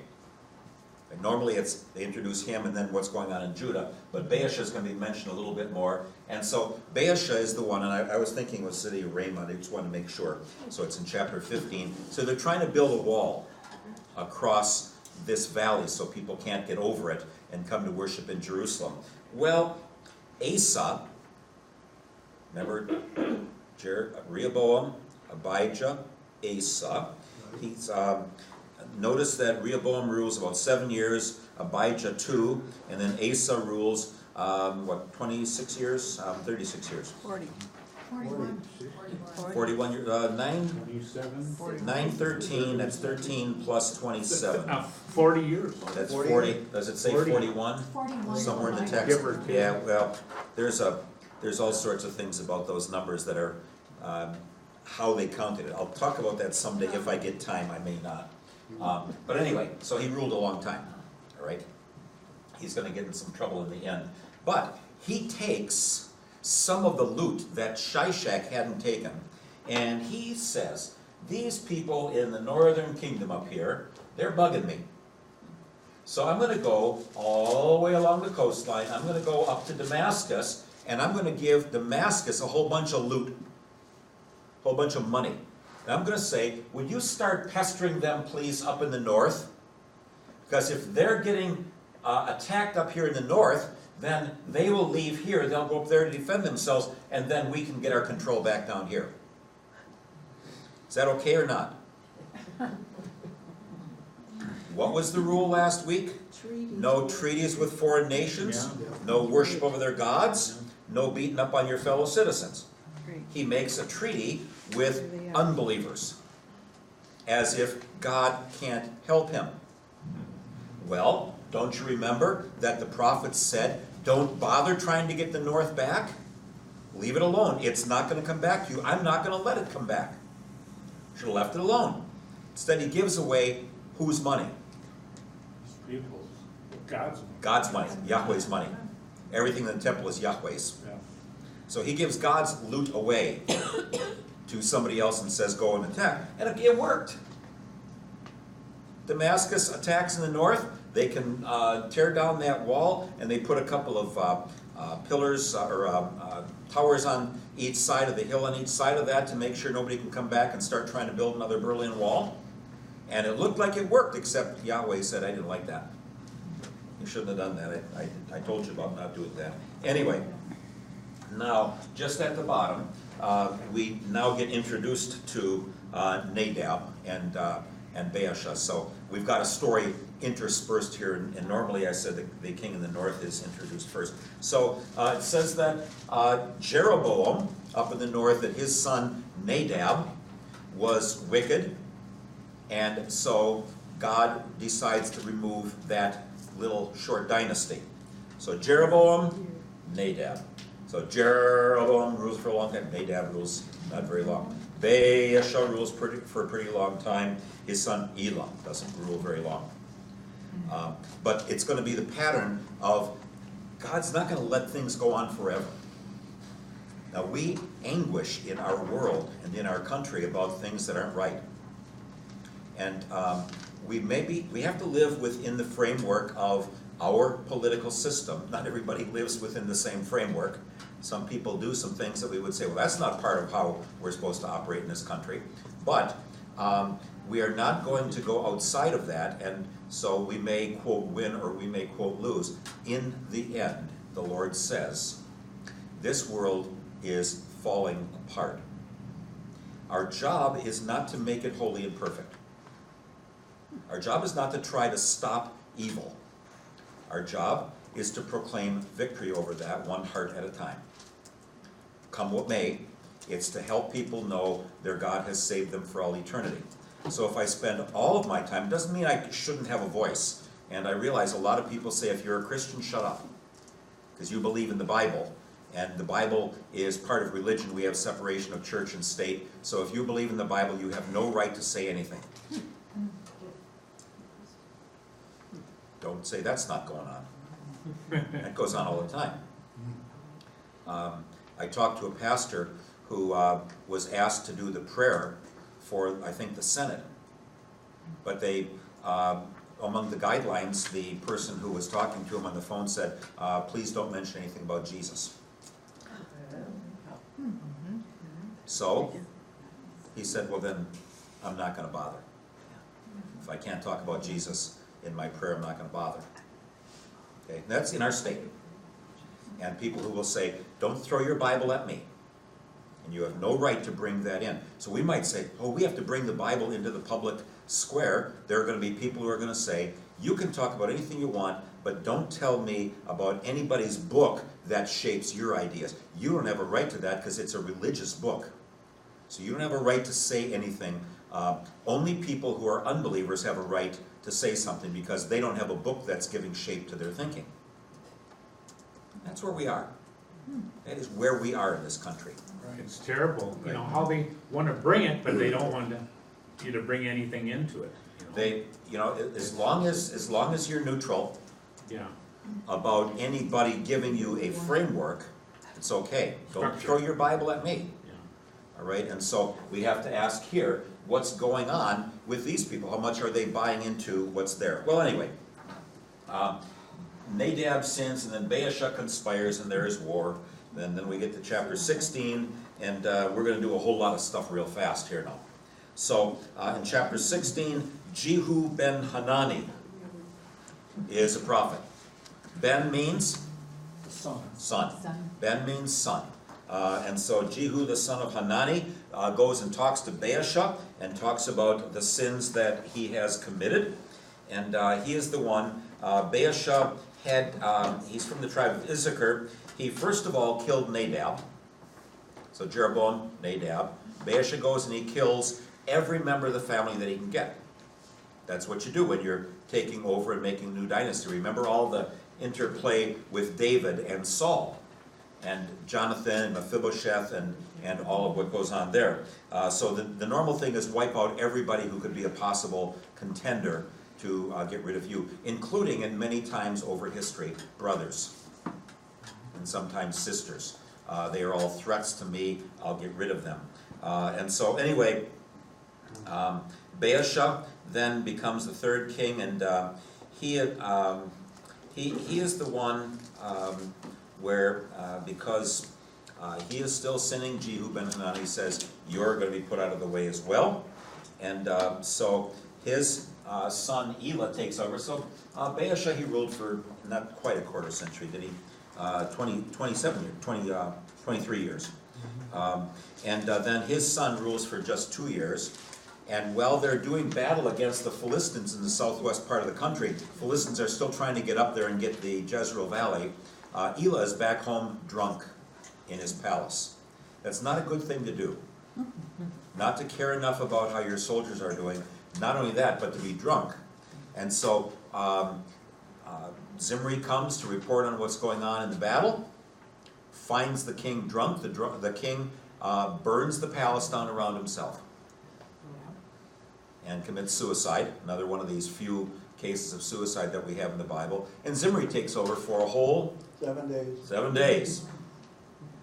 So when I would be learning this with my students, it would be Jeroboam, Nadab, Baasha, Elah, Zimri. He didn't have enough time to even get a whole voice out before he was gone. Well, there were two other generals fighting down there, Omri and Tibni. So Zimri, Omri, and Tibni. Okay, Omri is the one who's going to kind of come out. Now, everything here is about the northern kingdom. All right, we've left the southern kingdom with Asa, and if you look to the right, you're going to see all these other names on the right hand before we ever get to Jehoshaphat. Okay, and that'll be its own story as it comes in. But anyway, apparently the people on the west side of the Jordan River were more eager to have Omri become the king. The people on the eastern side, Tibni. So Tibni doesn't get his name on the list as a king, but he would make number 20 of the ones who ruled on the east side of the Jordan and tried to become king. So anyway, Tibni gets pushed out of the way, and Omri forms what they call the Omride dynasty. And he's going to be a pretty powerful family. His family and the Jehu family are going to really be kind of dynasties. So we're going to go, I mentioned with you, Jehu goes all the way down to Zechariah. That's all part of his dynasty. So there's going to be 5 of these along the way. Well, the first thing that Omri does is he buys Samaria. So it is the hill of Shemer. The man owned it, and he says this would be a good place to have a fortified place to build my capital. So Shechem, and then Tirzah, and now Samaria will be the third capital, will be the last one that they will have. It says that he does evil and he commits idolatry as well. But things get worse. Up here, and I've got to stop for a minute now and give you a little background to the story, okay? I'll take my glasses off for this one. Up here, by Tyre and Sidon, what do you see? What's this here? It's a bunch of water. All right? The Sidonians, the people of Tyre I've mentioned already, they get involved in shipping. They use the cedars of Lebanon to make nice ships. They had been involved with Solomon, who way down here at the very bottom of the page, by the Gulf of Aqaba, where they would go all the way into India and be on trade missions and things like that. They're also going here through the Mediterranean. They have good ships. They have good sailors. They have a lot of grapes, particularly, and I think maybe olives as well, but grapes I think are quite well known there. And they have a lot of wood, of course. But they don't have a very flat land for growing grain. Israel has the whole Jezreel Valley up here just south of the Galilee, which is wonderful for raising grain. On the left side, I'm guessing that's Megiddo right there. Megiddo, let me see. Megiddo is here, and Beth Shean is here. This whole area in the middle, I'm sorry it won't stay no matter what, but before it goes away, this whole area here is about an 18 by 18 east and west, 10 mile north and south. Beautiful Iowa or Kansas or Nebraska. That's where they raise their grain. That's where the Philistines wanted to take the grain from. And so they make a treaty now by sealing it with a kiss. So Omri marries his son Ahab to Ethbaal, is the name of the king up there, to Ethbaal's daughter Jezebel. And they go into business together. That's what they suggest are a lot of the marriages for Solomon. They are business propositions where they seal it with a kiss. We're going to join our families together. Now, Baal worship is worship, it's vegetation, desiring vegetation. Baal, or Baal Hadad, is the one who would cause it to rain.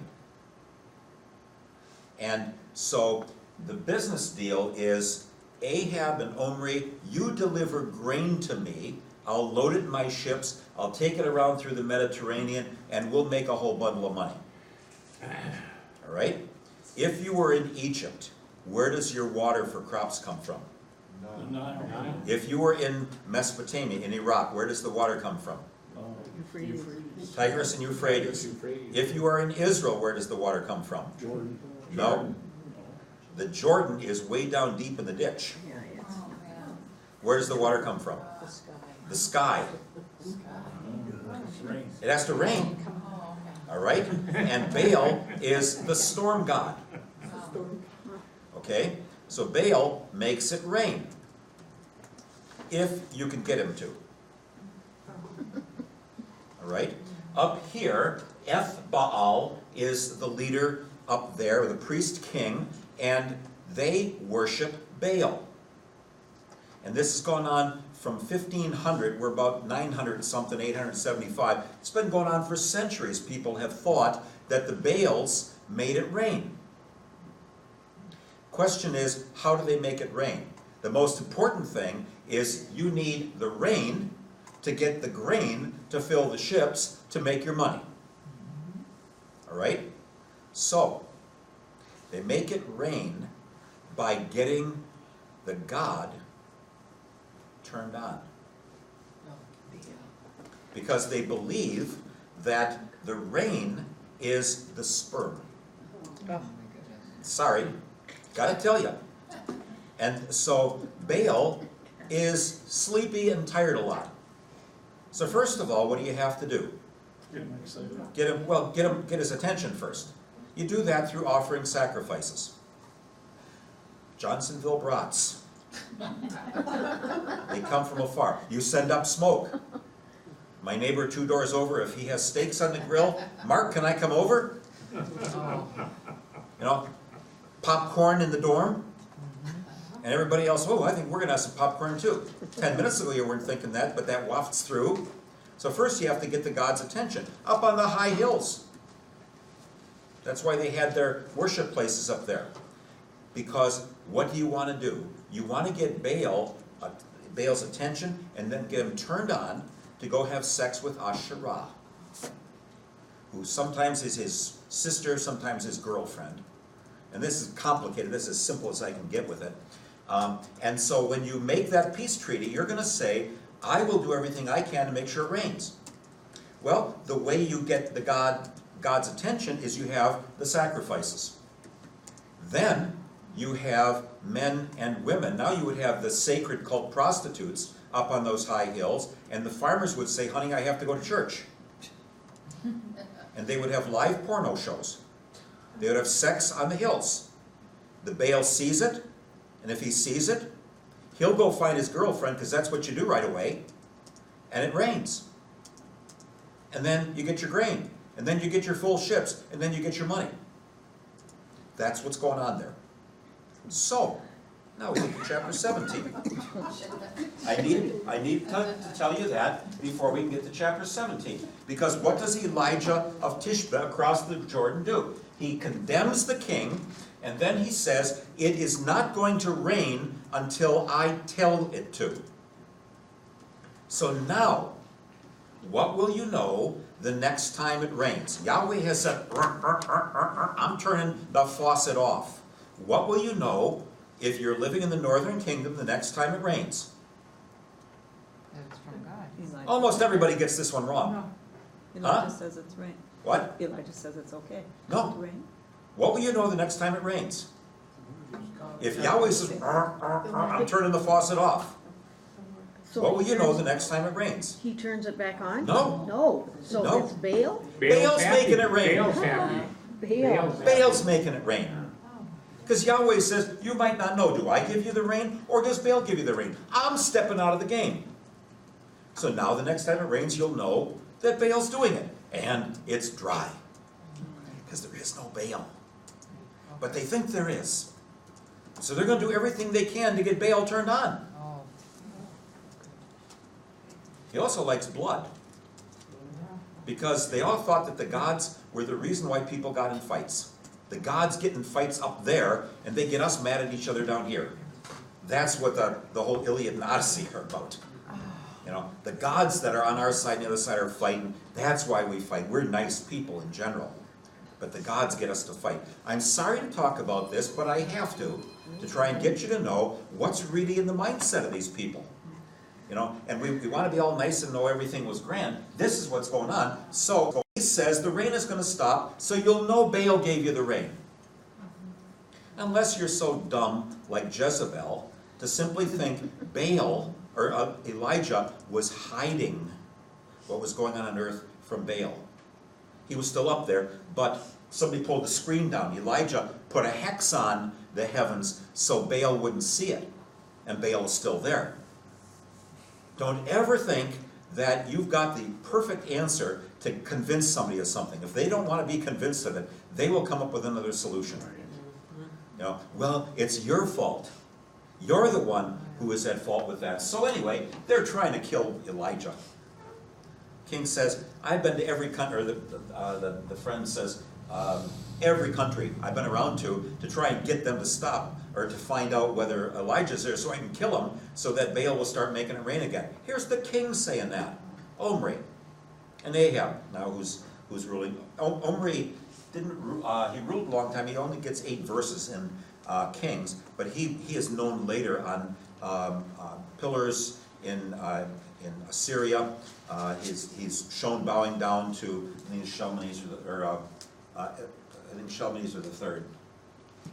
But anyway, the rain stops, and so at first there's the wadi bed with water coming down, and Elijah is by the water there. I always wonder, is he eating roadkill? You know, these ravens come in.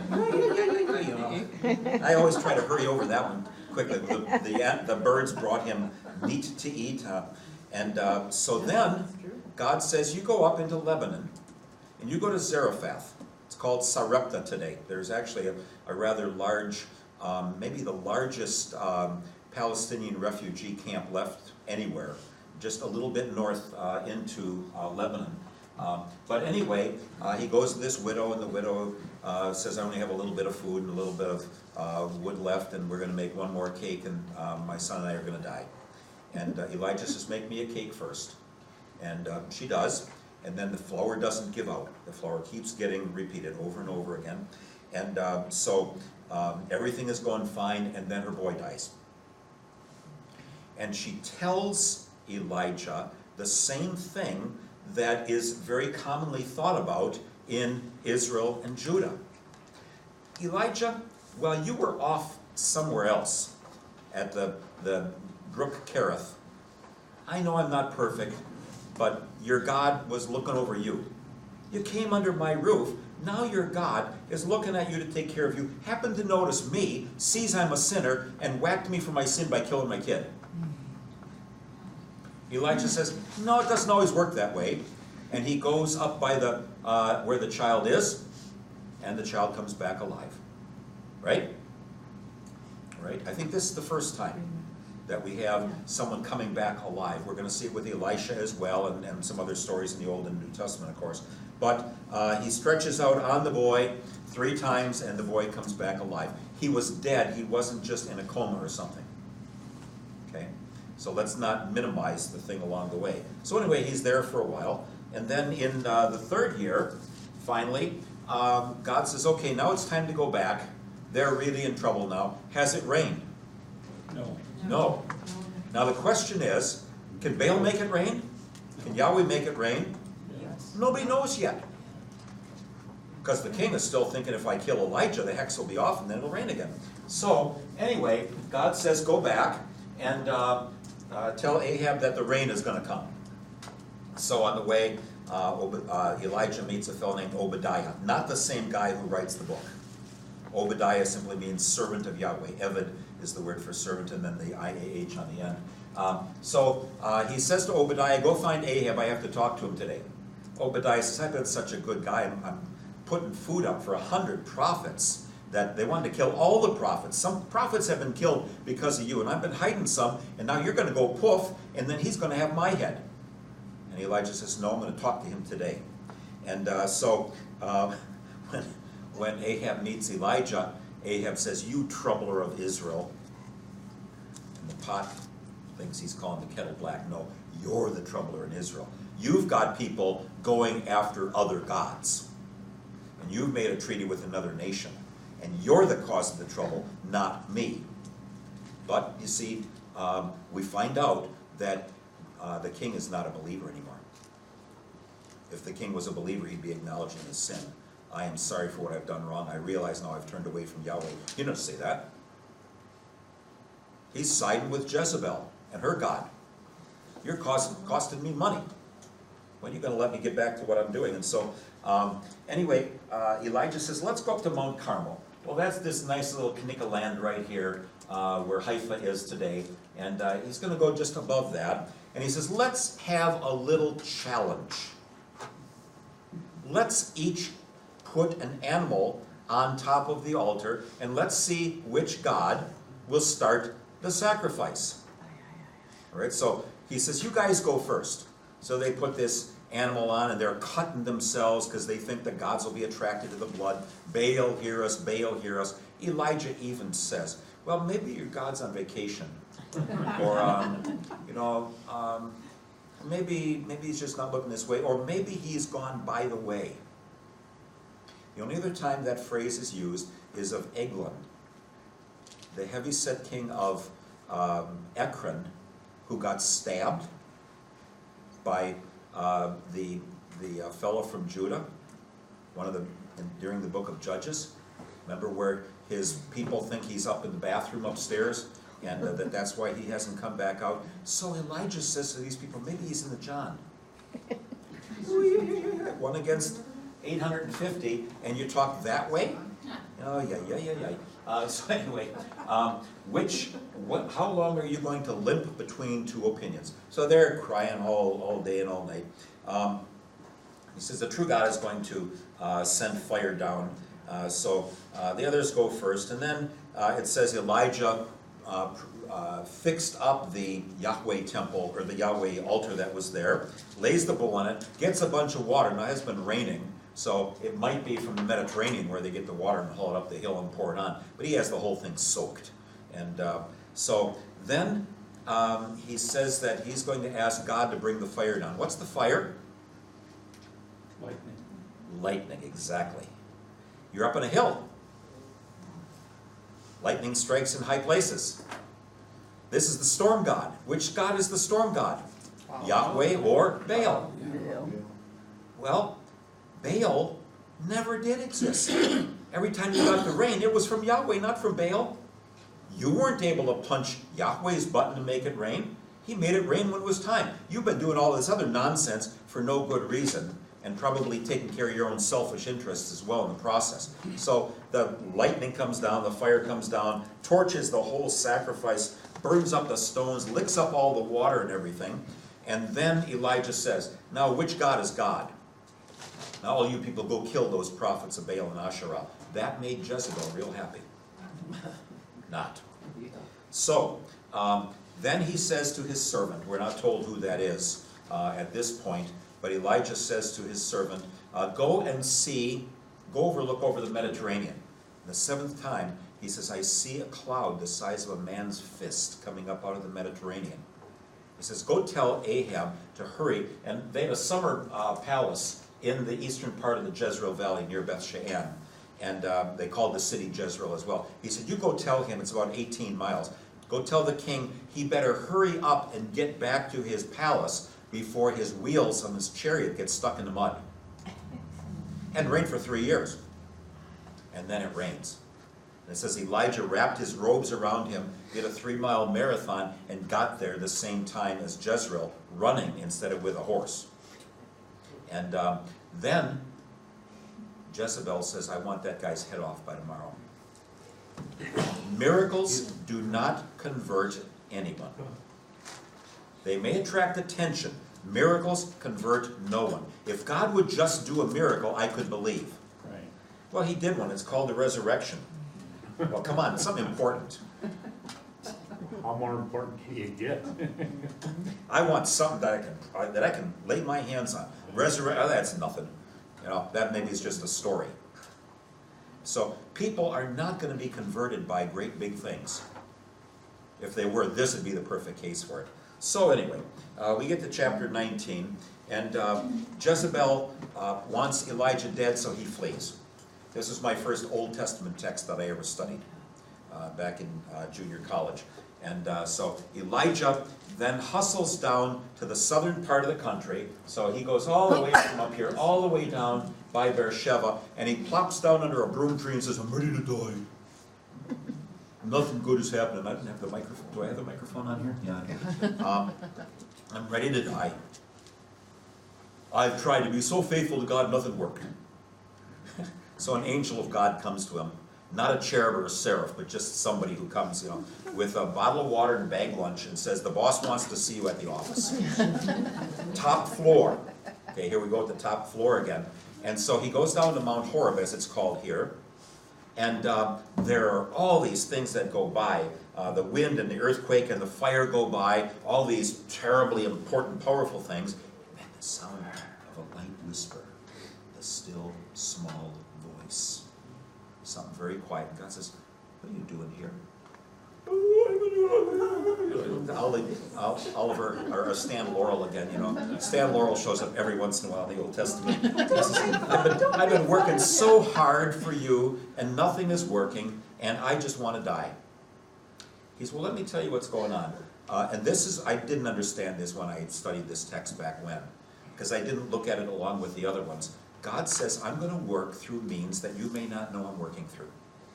So you go and do three things. I want you to anoint a fellow named Elisha to be your successor. Okay, he's going to go on, he's going to tell after you. I want you to anoint Jehu to be king in the northern kingdom, and I want you to anoint Hazael to be king in Syria. And it doesn't quite happen in that order. But he says, I'm going to go on, but don't expect that big, powerful miracles are going to turn anyone's attention. People will be touched by the Spirit touching them quietly to trust that God is there, but many of them are going to be simply in rebellion against this whole thing. And so he goes to do those things then, and we're going to see a little bit more of Elijah in a few minutes, but first of all, we have a couple other things that go first. Now, think of Ahab. He has made a treaty with Ethbaal up in Lebanon. He has married a woman who worships false gods. And then we're going to have in the next chapter that he is going to see that Naboth gets killed. But before that, God gives victories sometimes. And so God gives Ahab a chance to defeat the people of Syria who have rebelled. And so he is in battle with them. There's 32 different kings involved with it. And Samaria is defeated in this process. So then the prophet sends Ahab into battle.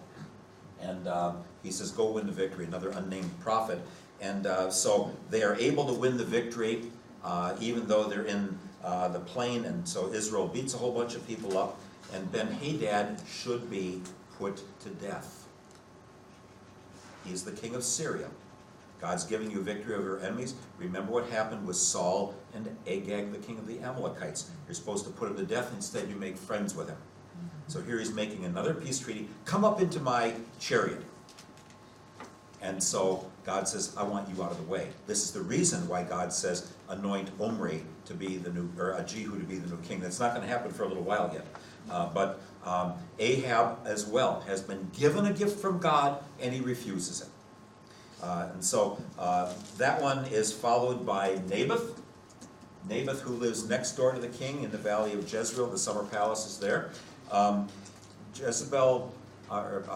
Ahab says, I want to buy that vineyard next door, and that guy won't sell it to me. Now here's Naboth, a good, honorable Israelite. He says, God gave that to my family. I can't sell it.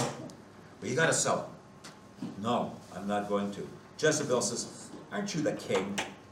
So she gets a couple of liars to say that Naboth cursed Yahweh. And everybody puts him to death. And she says, now go get your vineyard. Prophets, Elijah is going to say, this is going to end with blood from your family being spilled on this very vineyard.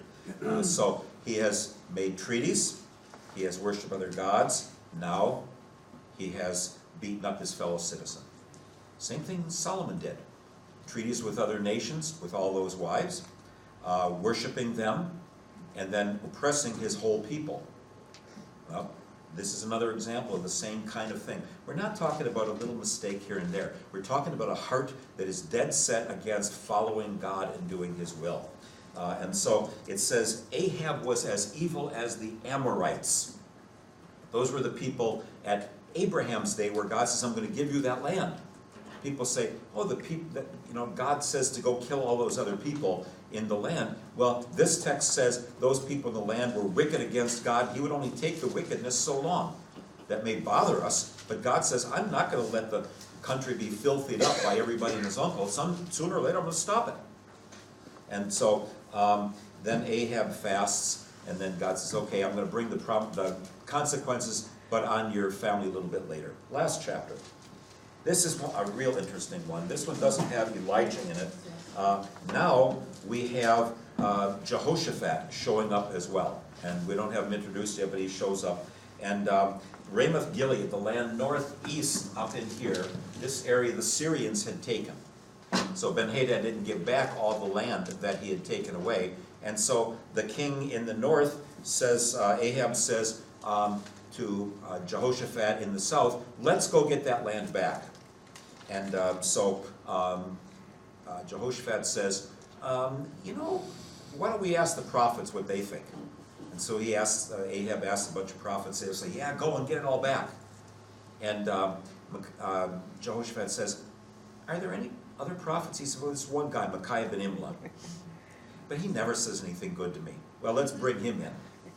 So at first Micaiah ben Imlah says, oh yeah, go ahead. And he says, now come on, tell me the truth. He says, well, I saw all of the Israelites running to their tents, scattered, which means the king's dead. And Ahab turns to Jehoshaphat and says, see, he never says anything good about me. So there is another prophet named Zedekiah ben Kena'anah, Obi-Wan Kenobi's uncle. And, so he says, I was in the presence of God in his assembly, like in the private meeting up in the heavens. I was there, and I heard God say, I heard somebody up there say, Ahab should go into battle. And Micaiah says, yes, I was at that meeting too, up there in the heavens. Oh. And somebody said, let's figure out how we can get Ahab dead. And so somebody said, let's just send him to battle when we know he's going to lose. And Zedekiah ben Kena'anah says, put that guy in jail. And Micaiah says, you can kill me if you want. I know what I heard. And so Ahab says, I'll dress up like a common soldier. And Jehoshaphat, you dress up like a king. Jehoshaphat should have said, I'm not Tonto. Don't send me to town. But Jehoshaphat goes and does this. And so it says Ahab got struck with an arrow just by chance. And he bled to death in his chariot. So Micaiah ben Imlah was right. It's a very studied passage because it says what happens when one prophet speaks against another one. The answer is which one tells what came true. And usually, if you are a real prophet, you are saying something bad. The prophets of Wheel, anybody can say, oh, good, thanks for that. If you say something bad, you're threatening your neck. And so usually it's if they say something bad, probably believe them, because they have nothing in it for them to do it. If they're saying something good, be careful. And we never hear any more about Zedekiah ben Kena'anah. Then the last stuff, it just says that Ahab had built an ivory house in Samaria. They actually have found some of the pieces of that. I've seen some pieces of that in the British Museum. Wood with ivory inlaid. There are some of those. And then it says Jehoshaphat did what was right, but he entered into a peace treaty with the north, which we're going to hear about some more. Stay tuned.